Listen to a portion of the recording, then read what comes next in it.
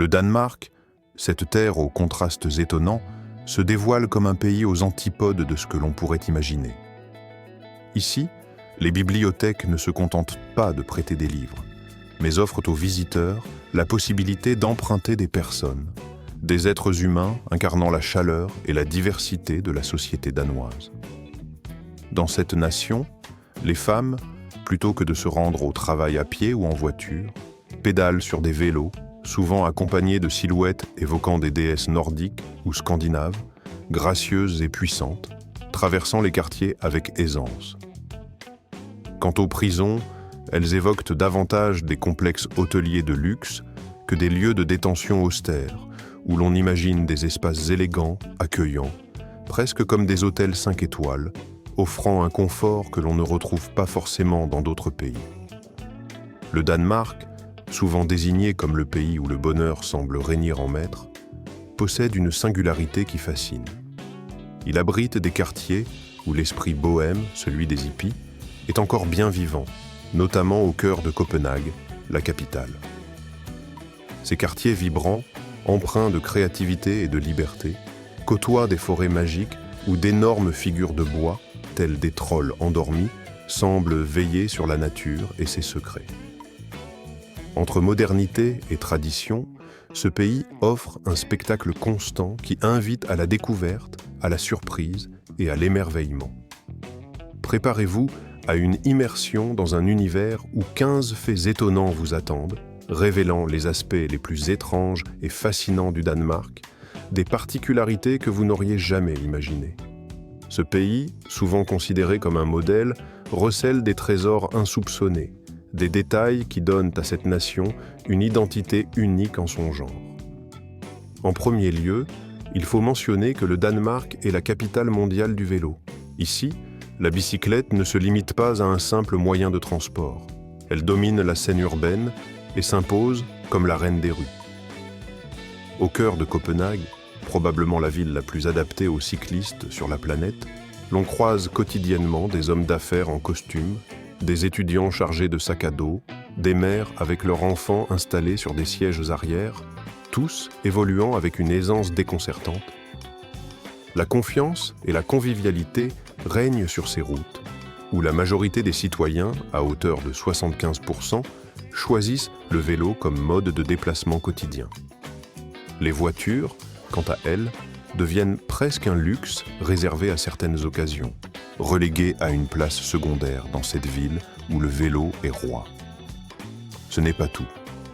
Le Danemark a développé, à une échelle impressionnante, un réseau de kilomètres de pistes cyclables dédiées, reliant villes et quartiers dans un maillage sophistiqué et intelligent. Des infrastructures innovantes, telles que des stations de stationnement spécifiques pour vélos, des feux de circulation séparés pour cyclistes, et même des ponts en forme de serpent enroulés entre les bâtiments, évoquant des scènes de science-fiction, ponctuent le paysage urbain. Ces éléments témoignent d'une volonté affirmée de faire du vélo un mode de vie durable et intégré à la vie quotidienne. Une particularité remarquable réside dans l'éducation dès le plus jeune âge. Les enfants danois apprennent très tôt à respecter les règles de circulation pour cyclistes. Si, lors d'un tournant, ils ne signalent pas leur intention avec la main, ils risquent une amende infligée par la police, ce qui montre à quel point la sécurité et la discipline sont ancrées dans la culture nationale. L'État soutient également cette philosophie écologique en subventionnant le remplacement des voitures par des vélos électriques, dans le cadre d'une politique nationale claire en faveur du respect de l'environnement.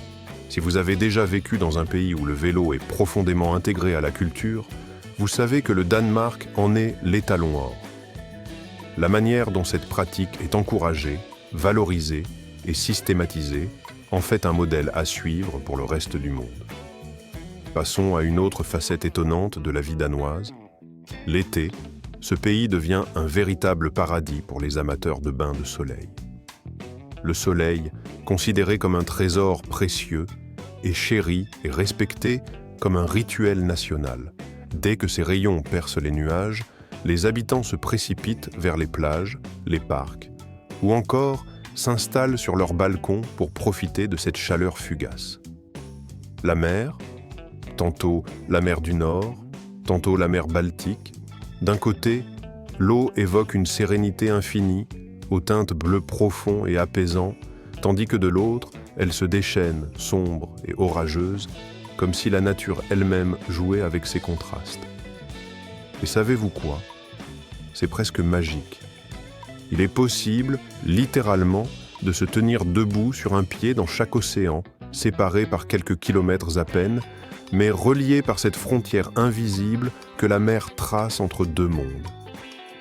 Ce moment précis, cette expérience unique, restera gravé dans la mémoire de ceux qui la vivent, comme une étape marquante de leur existence.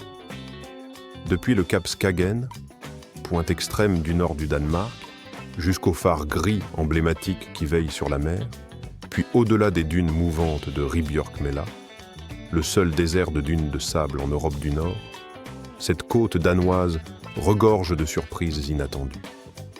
Là-bas, chaque instant semble promettre une découverte, une nouvelle facette de cette terre mystérieuse et chaleureuse à la fois. Si vous souhaitez ressentir la véritable essence de la liberté, il faut absolument faire un saut à Black's Beach ou à Belvia, où l'atmosphère est si détendue qu'elle transcende toutes les conventions. Sur ces plages, la nudité n'est pas seulement tolérée. Elle est tout simplement courante, un acte de liberté et d'authenticité. Les habitants, véritables amoureux de leur territoire, désignent ces endroits comme des plages où l'on peut se déchausser de toutes les contraintes sociales. En réalité, peu importe la plage que vous choisissez, la nudité y passe souvent inaperçue, si ce n'est comme une expression naturelle de la confiance en soi et de la liberté individuelle. N'hésitez pas à laisser un commentaire ci-dessous, numéro 5, si la culture de la plage au Danemark correspond à votre style d'aventure. Le numéro 13, quant à lui, désigne la plus attrayante et accueillante des femmes scandinaves. On la décrit souvent comme une déesse viking, à la grâce naturelle, à la fois élégante et indépendante, ouverte aux étrangers avec une sincérité désarmante. Leur beauté semble si évidente qu'elle paraît presque sans effort. De grandes silhouettes élancées aux cheveux clairs, brillant sous le soleil nordique, une peau immaculée et des yeux d'un bleu vif comme sortis tout droit d'un film hollywoodien. Mais ce qui fascine réellement chez ces femmes, ce n'est pas seulement leur apparence. Les Toshanki, comme on les appelle, représentent l'un des groupes de femmes les plus indépendants au monde.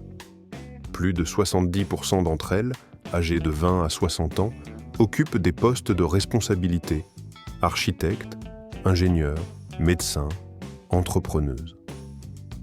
Leur journée s'écoule entre travail acharné et moments de détente. Le soir venu, elles parcourent la ville à vélo ou se retrouvent sur les terrasses ensoleillées pour profiter de l'été, savourant la convivialité et la simplicité de ces instants précieux. La vie quotidienne des femmes danoises se distingue par son ouverture et sa convivialité. Si vous êtes touriste ou nouveau dans le pays, vous constaterez qu'elles seront toujours heureuses de vous guider, de vous indiquer le chemin, ou même, si l'ambiance est chaleureuse, de vous offrir une bière fraîche pour partager un moment convivial. Elles parlent couramment anglais, ce qui facilite leur accueil, et leur attitude détendue crée une atmosphère si chaleureuse que beaucoup de visiteurs européens ou américains tombent immédiatement sous le charme du Danemark. En journée, on peut les voir pratiquer le yoga au port, travailler dans un café en bord de quai ou jouer le rôle d'une mère attentive et confiante. Le soir, elles envahissent les bars minimalistes où rires et conversations animées créent une ambiance chaleureuse, presque familiale. Avez-vous déjà croisé une femme danoise ? Écrivez dans les commentaires si cela vous est arrivé. Souhaitez-vous en apprendre davantage sur la culture amoureuse et relationnelle du peuple danois ? Le numéro 12 désigne une bibliothèque pas comme les autres, une véritable bibliothèque vivante. Au Danemark, il existe un lieu unique qui ne ressemble à aucune autre bibliothèque classique. Ici, ce ne sont pas uniquement des livres que l'on emprunte, mais des personnes elles-mêmes. Cette initiative s'appelle la Bibliothèque Vive et a vu le jour à Copenhague en 2000. Depuis, elle s'est étendue à plus de 80 pays, offrant une plateforme où chaque individu devient un livre ouvert, prêt à partager son histoire, ses expériences et sa culture. Au lieu de se limiter à des pages, il existe un mode de communication qui donne vie à l'échange, une interaction qui transcende la simple lecture pour devenir une expérience humaine profondément vivante. Imaginez-vous assis face à face avec un livre pas comme les autres. Un livre qui respire. Un véritable être humain aux contours mouvants, confronté à des préjugés, à des comportements inhabituels ou à des modes de vie peu courants. Ce livre vivant pourrait être une personne réfugiée, un sans-abri ou un pratiquant de la foi musulmane. Dans une atmosphère empreinte de sécurité et de bienveillance, vous pouvez lui poser toutes les questions qui vous viennent à l'esprit, dans un dialogue sincère qui dure souvent entre 30 et 60 minutes, permettant à chacun de mieux comprendre l'autre. Et à votre grande surprise, ces livres humains, ces rencontres authentiques, ont la capacité de répondre, d'éclairer, de révéler des facettes insoupçonnées des êtres. Il est étonnant de constater que de telles rencontres enrichissantes ne se limitent pas aux bibliothèques, mais ont aussi lieu dans des écoles, dans des hôpitaux, dans des entreprises et même sur des sites de lycées à travers tout le Danemark. Le gouvernement local soutient activement ces initiatives destinées à réduire les inégalités sociales, à lutter contre la stigmatisation et à contribuer à la guérison de la société. La bibliothèque vivante symbolise ainsi la volonté d'ouverture de la société danoise, incarnant l'une des innovations sociales les plus touchantes et modernes du pays. Ce concept témoigne d'un désir profond d'établir des ponts entre les personnes, de favoriser l'écoute et la compréhension mutuelle. Numéro 11. C'est une nation hippie atypique, nichée en plein centre de Copenhague. Au cœur même de la capitale danoise, qui se distingue par sa modernité et son ordre, existe un univers parallèle connu sous le nom de Christiania. Fondé en 1971 par des artistes pacifistes et des hippies en quête d'autonomie, cette cité libre représente un espace de liberté absolue. Ici, les règles strictes de la ville classique laissent place à une créativité débridée et à une expression sans limite.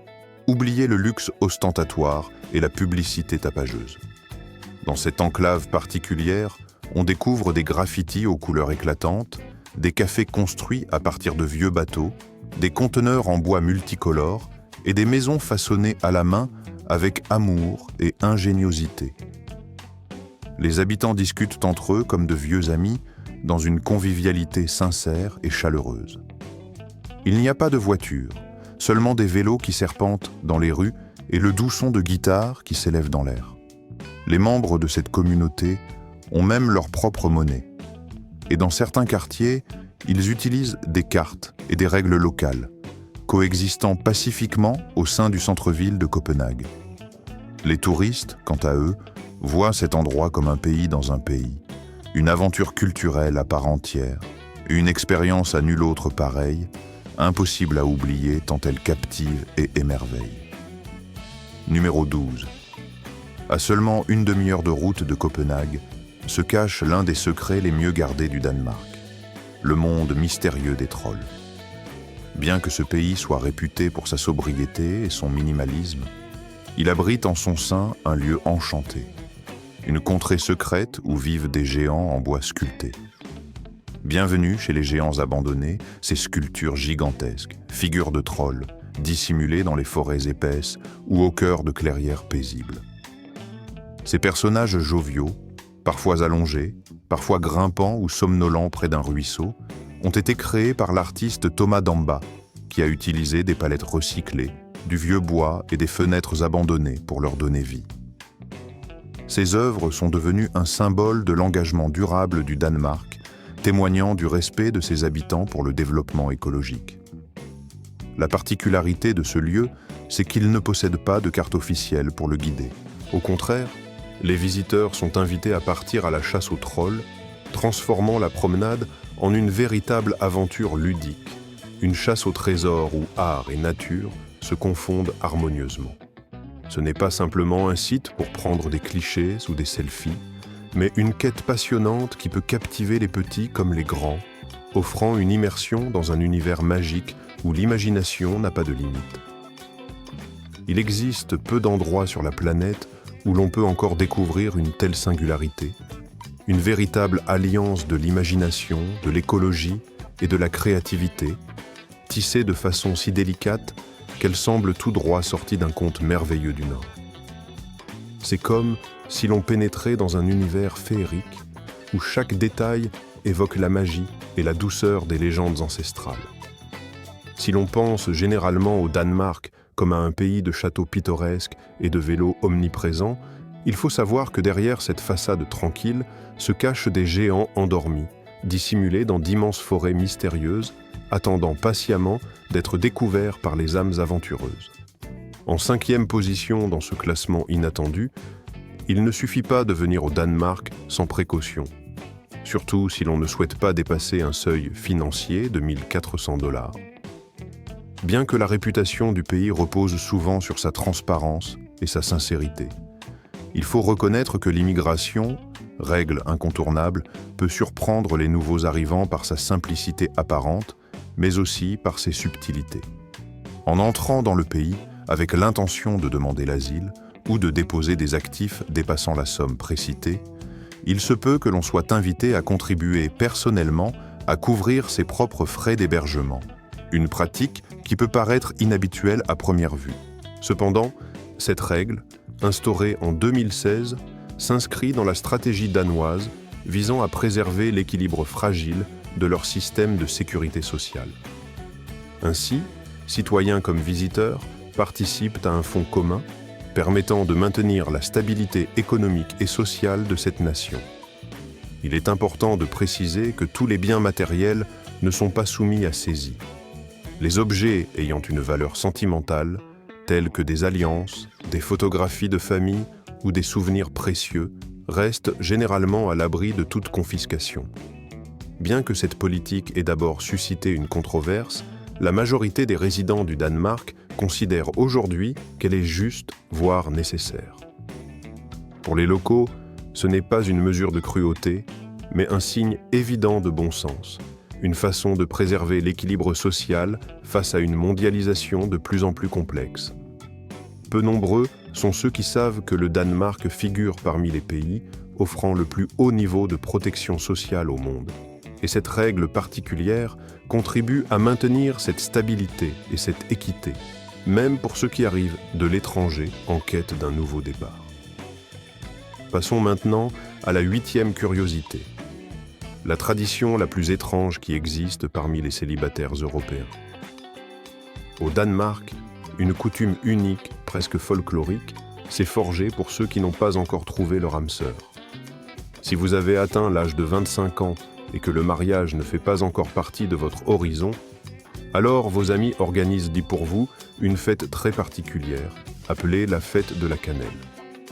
Lors de cet événement, vous êtes aspergé de poudre de cannelle de la tête aux pieds, comme si vous veniez tout juste de sortir d'une boulangerie, tout en riant et en partageant un moment de convivialité. La fête est à la fois amusante, inoffensive et empreinte d'une innocence désarmante, emplie de parfums subtils qui réveillent les sens. Généralement, ces célébrations ont lieu dans la rue, dans un café, au travail ou dans tout autre endroit bondé, rendant presque impossible de se dissimuler du regard des autres. Certains amis renforcent cette tradition en ajoutant des fleurs de cannelle, du café, de l'eau ou même des œufs, transformant la fête en un véritable spectacle de rue où la joie et la surprise se mêlent dans une explosion de couleurs et de senteurs. Cette coutume remonte à l'époque antique, lorsque les marchands d'épices danois, accaparés par leur activité incessante, n'avaient pas le temps de se marier, laissant place à cette tradition singulière. Aujourd'hui, cette fête constitue une façon amusante et sans jugement de célébrer la vie, indépendamment du statut marital, dans un esprit de liberté et de légèreté. Et pour couronner le tout, si vous avez dépassé la trentaine sans être encore marié, alors vous risquez d'être bombardé de piments forts, symbole de cette tradition qui, tout en étant chaleureuse et joyeuse, peut aussi se révéler quelque peu piquante. Le Danemark, pays réputé pour son bonheur et son bien-être, cache sous ses traditions une énergie parfois ardente, à la fois au sens figuré et au sens propre. Enfin, en 7e position, se trouvent les centres pénitents. L'un des aspects les plus remarquables de la prison de Halden, située en Norvège, réside dans son approche profondément humaine et innovante de la réclusion. Ici, il n'est pas question de barres de métal ou de fils barbelés qui marquent traditionnellement l'univers carcéral. Au contraire, cet établissement se distingue par un cadre où chaque détenu dispose de sa propre chambre, équipée d'une mini-cuisine, d'un téléviseur à écran plat, et lui conférant la possibilité de préparer ses repas à partir de produits qu'il choisit lui-même dans une forme de souveraineté et de respect de la dignité. La particularité essentielle de ce système réside également dans la liberté accordée aux prisonniers de travailler à l'extérieur de la prison pendant une 8aine d'heures par jour, avant de revenir le soir dans ce lieu qui ressemble davantage à une résidence qu'à une institution punitive. En outre, ils reçoivent un salaire pour leur travail, ce qui leur permet de maintenir une certaine autonomie financière. Pour beaucoup d'Américains, cette conception peut sembler sortir tout droit de la science-fiction, mais au Danemark, ce modèle est une réalité tangible, fondée sur des principes profondément différents de ceux que l'on trouve dans d'autres pays. La philosophie qui sous-tend cette approche ne repose pas principalement sur la punition, mais sur la réhabilitation. L'objectif est d'enseigner aux détenus l'indépendance, de leur offrir un environnement propice à leur réinsertion sociale et à leur réappropriation en tant que citoyens responsables. Ici, les gardes ne s'illustrent pas par des cris ou des violences, et les cellules ne sont pas surpeuplées, même si quelques espaces de détention traditionnels existent. La prison comprend aussi des zones de calme, des terrains de sport, des parcours pour le développement des compétences, et même un studio de musique destiné à ceux qui rêvent de monter sur scène. L'atmosphère y est conçue pour encourager la croissance personnelle et le respect des mutuelles. Ce qui frappe le plus dans ce modèle, c'est le taux de récidive, qui n'atteint qu'environ 27% contre 76% aux États-Unis. Si l'on pensait que la prison n'était qu'un lieu de punition, la réussite du système danois bouleverse cette idée, remettant en cause bien des préjugés sur la gestion pénale. La différence est si profonde qu'elle incarne une véritable révolution dans la façon d'envisager la réinsertion. Le Danemark, par son approche, montre qu'il est le seul pays où la parole ne s'emploie presque jamais avec le mot « s'il vous plaît ». Tout le monde, ici, est habitué à une politesse implicite, à un respect mutuel qui ne nécessite pas de formules cérémonieuses. La société danoise valorise la courtoisie, mais celle-ci s'exprime surtout à travers le contact visuel, l'intonation sincère et un comportement naturel. La politesse ne se résume pas à des phrases toutes faites, mais se manifeste dans la simplicité et la spontanéité des interactions quotidiennes. Dans leur culture, le respect est considéré comme une norme implicite, une évidence que chacun adopte par défaut. Dans un tel contexte, il n'est pas rare d'entendre un résident d'été dire simplement « donne-moi du café », ce qui peut paraître dur ou abrupt à un étranger, mais qui est en réalité une marque de politesse tout à fait normale pour les locaux. Il est également intéressant de noter que, lorsqu'ils parlent anglais, les Tatars, par exemple, oublient souvent d'ajouter le mot « s'il vous plaît », ce qui peut donner une impression de froideur ou de distance.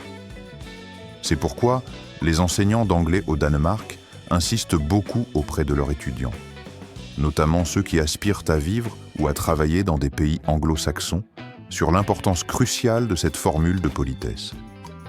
Bien qu'existe le mot « venlig » pour des demandes formelles, celui-ci sonne trop bureaucratique et dénué de chaleur, comme un terme issu d'un langage administratif plutôt que d'un échange vivant et sincère. Ainsi, si les Danois sont très polis, cette politesse n'est pas une marque d'angélisme à l'américaine, mais plutôt une attitude naturelle, inscrite dans leur culture du respect et de la simplicité. Copenhague, quant à elle, se distingue comme la capitale la plus élégante au monde, un véritable joyau de l'Europe du Nord. Lorsque le soleil se couche sur la ville, ses toits rouges, emblématiques, donnent l'impression d'une toile vivante, mais la ville ne s'endort pas pour autant. Au contraire, elle se métamorphose. Le long des quais baignés de lumière, l'atmosphère vibrante de la ville s'étire dans toute sa splendeur. Sur ces terrasses en plein air, de jeunes gens s'attardent, sirotant leur bière fraîche tout en profitant du vent caressant leur visage, certains se tenant debout sur des chaînes suspendues dans les airs, laissant leur rire résonner dans l'écrin de cette scène urbaine animée. À proximité, des couples marchent bras dessus bras dessous, le long de la rivière, leurs pas lents et synchronisés, évoquant une harmonie douce et intime, comme si le temps s'était arrêté dans cette promenade paisible. Non loin de là, des musiciens de rue jouent du jazz avec passion, leurs orchestres improvisés apportant une touche de spontanéité et d'authenticité à l'ambiance déjà chaleureuse. Le district Vesterbro, autrefois un secteur ouvrier modeste et laborieux, a su se métamorphoser pour devenir aujourd'hui l'un des quartiers les plus en vogue à l'échelle mondiale, selon le classement prestigieux de Time Out. Ici, chaque coin de rue dévoile une diversité culturelle et artistique remarquable, avec ses bars artisanaux où la bière coule à flot, ses galeries d'art contemporain, ses cafés à la mode où l'on sirote un espresso en discutant, et ses clubs dissimulés derrière des portes en bois grinçantes qui ouvrent sur un univers underground vibrant. Chaque établissement possède sa propre âme, son énergie singulière, faisant de ce lieu un véritable sanctuaire de la créativité alternative. Au célèbre canal de Neuha, la vie se déploie dans une élégance simple mais raffinée, où des passants vêtus avec soin flânent en dégustant un verre de vin ou une bière artisanale, tandis que des couples élégants se promènent dans la lumière douce des lampions suspendus, créant une atmosphère presque féerique. Ne soyez pas surpris si certains locaux, abordant un étranger, entament une conversation spontanée, partageant leurs endroits préférés ou vous invitant à une fête improvisée dans un parc voisin où la convivialité est reine. Fait intéressant.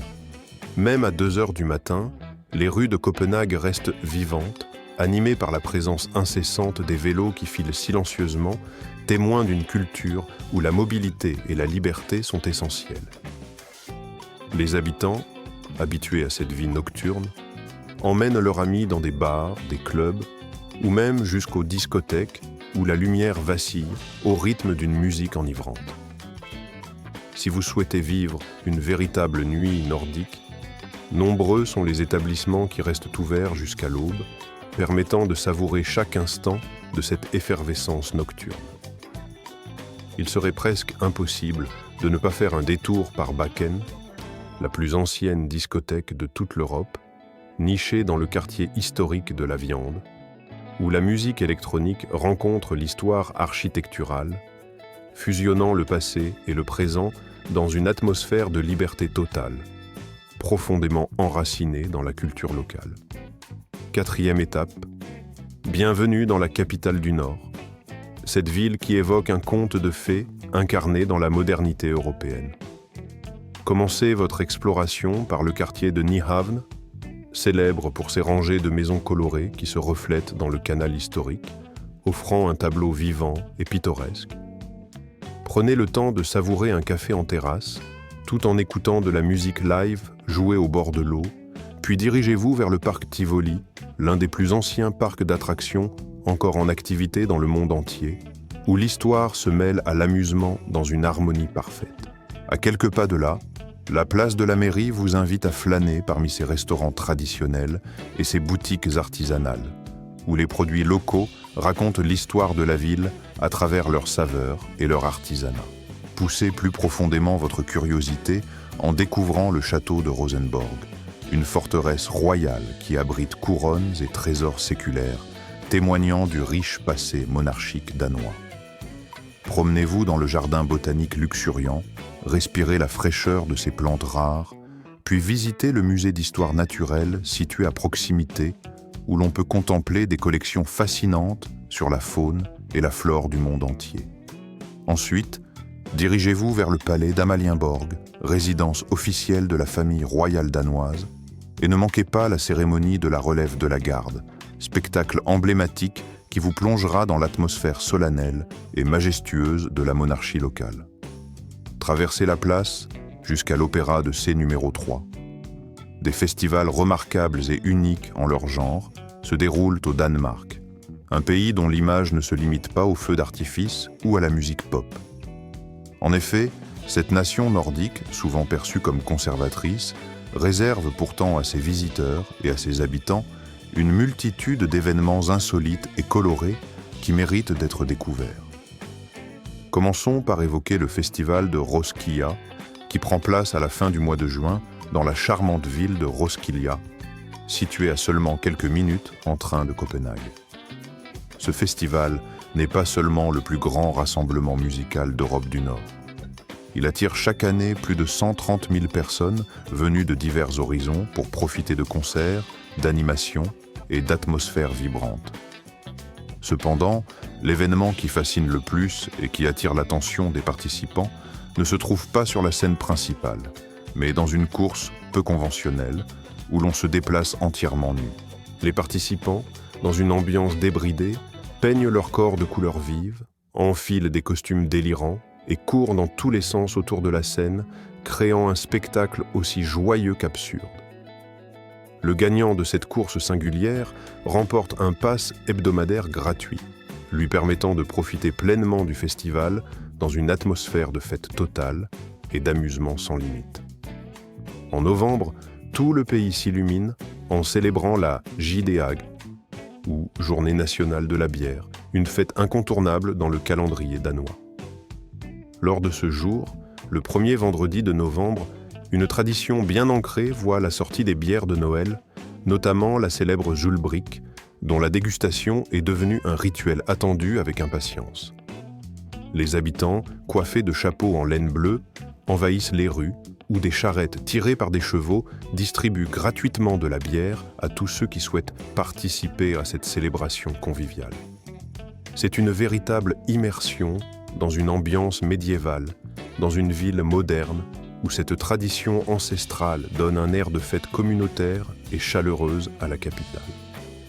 Puis, en février, le Danemark offre une autre facette de sa diversité culturelle, avec le Festival de natation d'hiver, qui se déroule dans plusieurs villes, telles que Aarhus, Klitmøller ou encore Copenhague. Des centaines de courageux, vêtus de costumes aux couleurs vives, plongent dans les eaux glacées de la mer ou des lacs, bravant le froid mordant pour une expérience à la fois sportive et festive. Après ces baignades extrêmes, ils se rassemblent dans des saunas publics pour chanter, partager des histoires et siroter du vin chaud, créant ainsi une atmosphère chaleureuse malgré le froid qui pénètre jusqu'aux os. La scène est saisissante. Des silhouettes colorées, évoluant dans un décor givré, mais dont l'esprit demeure résolument tourné vers la convivialité et la célébration de la vie, même dans les conditions les plus extrêmes. Numéro 2. Conseils pratiques pour naviguer dans la vie quotidienne au Danemark, notamment en ce qui concerne les démarches administratives, la gestion du budget et le mode de vie. Bien que ce pays figure souvent en tête des classements mondiaux du bonheur, il faut aussi reconnaître que le coût de la vie y demeure élevé. Louer un appartement d'une chambre dans le centre de Copenhague peut coûter entre 1 300 et 1 800 $ par mois. Un prix bien supérieur à celui pratiqué dans les petites villes où la dépense peut être réduite d'environ 20%. Les charges, telles que les services publics et l'accès à Internet, s'élèvent en moyenne à 200 $ mensuels, ce qui représente une dépense non négligeable mais raisonnable dans ce contexte. Pour se restaurer, un déjeuner dans un café abordable coûte généralement entre 18 et 25 $, tandis que cuisiner chez soi permet d'économiser, avec un budget de 400 à 600 $ par mois pour les courses. Les transports en commun, eux, sont fiables et efficaces, avec un abonnement mensuel oscillant entre 70 et 100 $. Toutefois, la majorité des Danois préfèrent opter pour le vélo, un moyen de transport peu coûteux, écologique et pratique dans un pays où la culture cycliste est profondément ancrée. La dépense pour une séance de sport en salle varie entre 35 et 50 $, tandis qu'une visite chez le dentiste coûte environ 80 $. La vie quotidienne, souvent minimaliste, nécessite un budget compris entre 2300 et 2800 $. Le Danemark n'est pas un pays réputé pour ses prix abordables, mais grâce à une certaine finesse d'esprit, il est tout à fait possible d'y vivre confortablement sans pour autant se ruiner. La capitale, quant à elle, s'impose comme l'une des plus exquises au monde, un véritable joyau culinaire. Peu de voyageurs anticiperaient qu'un si petit territoire pourrait devenir le théâtre d'une révolution gastronomique d'envergure mondiale, mais c'est précisément ce qui s'est produit avec Copenhague. La ville a su s'imposer comme le centre névralgique d'une créativité culinaire hors du commun, dépassant largement la simple réputation de ses sandwichs généreusement beurrés ou de ses harangues marinées, qui restent pourtant emblématiques.